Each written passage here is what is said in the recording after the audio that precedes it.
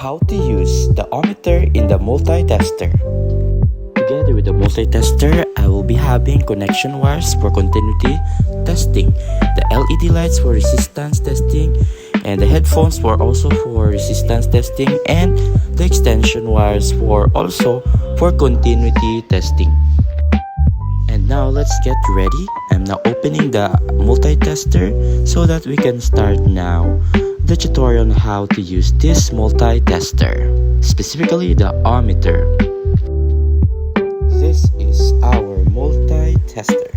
So we have here the parts. We have the scale, the pointer, the 0 ohm adjuster knob, 0 position adjuster knob, the range selector knob, and the test probes and its test pins we have here. So now I'm pointing the test pins.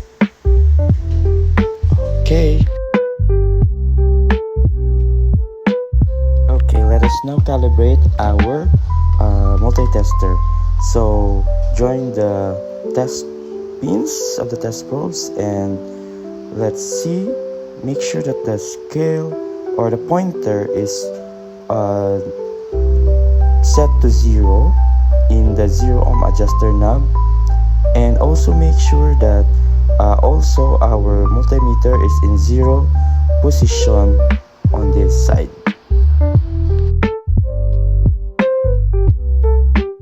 So let us now use our multi-tester. So I have here a wires. I'm going to check if there's a continuity on this wire.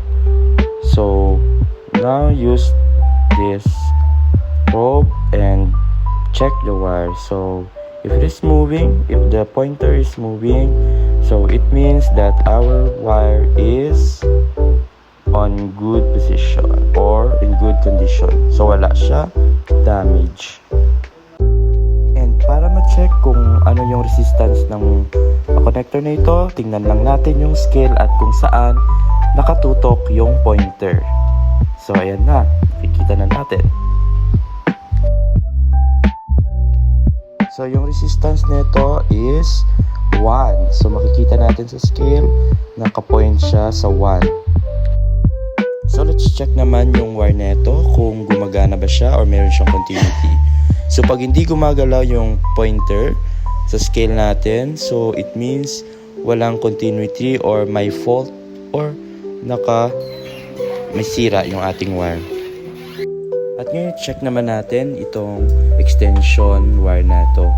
So check natin, okay, meron siyang continuity kasi gumagalaw yung ating pointer sa scale natin. So maayos, goods siya. Now check naman natin itong mga LED lights. So I have here the green and the red. So let's see if gumagana ba sila. And let's read their resistance. Okay, inuna ko yung green. So check natin.